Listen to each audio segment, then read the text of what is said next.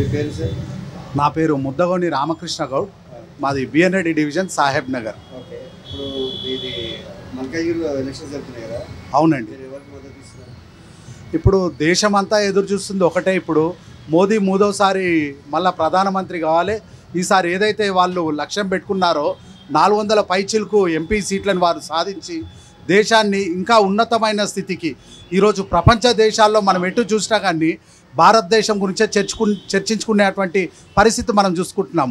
అదేవిధంగా ఇప్పుడు ఒకసారి చూసుకున్నైతే రక్షణ వ్యవస్థ అయినా కానీ భారతదేశం చుట్టూ బార్డర్ మనం ఒకటి ఏర్పాటు చేసుకున్నటువంటి ఉన్నత స్థాయికి మనం జరిగింది. అదే రకంగా రోడ్వేస్ చూసుకున్నట్టయితే మనం ఎటు చూసినా కానీ పెద్ద లైన్స్, గతంలో మనకు చిన్న చిన్న రోడ్లు ఉండే, హైవేలు అన్నీ చూసుకున్నట్టయితే లాంగెస్ట్ హైవేస్.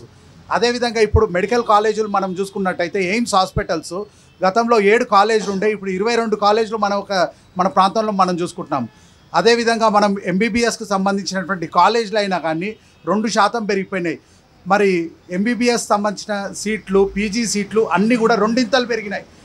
ఇంత మనకు అదేవిధంగా ఇప్పుడు చదువుల మామూలు ఎడ్యుకేషన్ సంబంధించి చూస్తే కూడా తెలంగాణ రాష్ట్రానికి ఇక్కడ రజాకార్ల పాలన అయినటువంటి కేసీఆర్ పరిపాలన ఉన్నప్పుడు మనకు బోల్డ్ అన్ని ఫండ్స్ వస్తే కూడా ఆ ఫండ్స్ని ఉపయోగించుకోక 25% వీళ్ళ షేర్ ఉంటే 75% సెంట్రల్ గవర్నమెంట్ షేర్ ఉంటే దాన్ని యూటిలైజ్ చేసుకోక ఫండ్స్ రిటర్న్ పంపించినటువంటి దౌర్భాగ్యమైనటువంటి పరిపాలన మనం ఇన్నాళ్ళు అనుభవించినాం. ఈసారి మాత్రం ఖచ్చితంగా ఒక మంచి పరిపాలన బీజేపీ మాత్రమే ఈరోజు ప్రజలందరికీ కూడా ఒక మంచి పరిపాలన ఇస్తుందని చెప్పి ప్రజలందరం నమ్ముతున్నాము. అందులో మేము కూడా ఉన్నాము. అదే ఇప్పుడు భారతదేశం అంతా కూడా చక్కటి పరిపాలన ఏదైతే ఉందో అదే పరిపాలన మన తెలంగాణ రాష్ట్రంలో, మన మల్కాజిగిరిలో కూడా అలాంటి మంచి పరిపాలన రావాలని చెప్పి కోరుకుంటూ భారతీయ జనతా పార్టీ క్యాండిడేట్ అయినటువంటి ఈటల రాజేందర్ని అత్యధిక మెజార్టీతో గెలిపించుకొని ఇక్కడ మౌలిక సదుపాయాలన్నీ కూడా కల్పించుకొని మేము మా యొక్క కాన్స్టిట్యున్సీని ఒక ఉన్నత స్థాయికి తీసుకెళ్ళాలి. రక్షణ వ్యవస్థ కానీ మెడికల్, ఇప్పుడు గతంలో మనం చూసుకున్నట్టయితే ఫీజు రీఎంబర్స్ లాంటివి కూడా మనకు చాలా బాగా ఉండే. ఈసారి ప్రధానమంత్రి మోదీ అయితే 400 సీట్లు పైచిలకు వచ్చినట్టయితే చాలా సంస్కరణలు మనం చూస్తాము.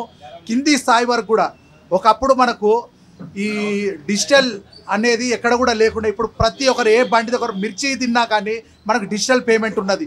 ఇంతకుముందే బ్యాంక్ అకౌంట్ అంటే పేదవాళ్ళకి ఎవరు కూడా తెలియదు. ఇప్పుడు కొన్ని కోట్ల దగ్గర మోర్ దెన్ 1 crore పైన మొన్న మనకు ఈ యొక్క బ్యాంక్ అకౌంట్స్ అందరు కూడా ఓపెన్ చేసి ఇచ్చినటువంటి ఘనత ఉన్నది. మహిళలు గతంలో ఆరు బయటకు వెళ్ళాల్సినటువంటి పరిస్థితి ఉంటుంటుంది. ఇప్పుడు శౌచాలయం అని చెప్పి ప్రతి ఇంటికి ప్రధానమంత్రి దగ్గరుండి ఆయన కట్టించినటువంటి ఘనత కూడా ఉన్నది.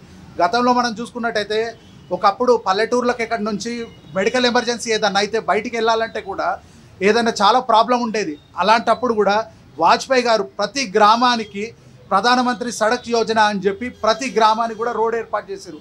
ఆ రోజు ప్రధానమంత్రి వాజ్పేయి గారు స్టార్ట్ చేసినటువంటిది ఈరోజు ప్రధానమంత్రి మోదీ గారు దాన్ని ఇంటర్నేషనల్ లెవెల్, ప్రపంచమే మన యొక్క రోడ్ల వ్యవస్థ అంతా కూడా చూస్తున్నారు.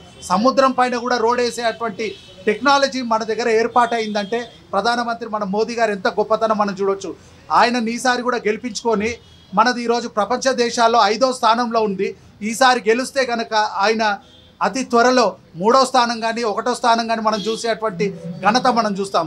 కాబట్టి మేమందరం ఇక్కడ మల్కాజ్గిరి కాన్స్టిట్యున్సీ వాళ్ళందరం కూడా ఖచ్చితంగా ఈటల రాజేందర్ గారు, బీజేపీ బలపరిచినటువంటి ఈటల రాజేందర్ గారిని మంచి మెజార్టీతో గెలిపించుకుంటాం.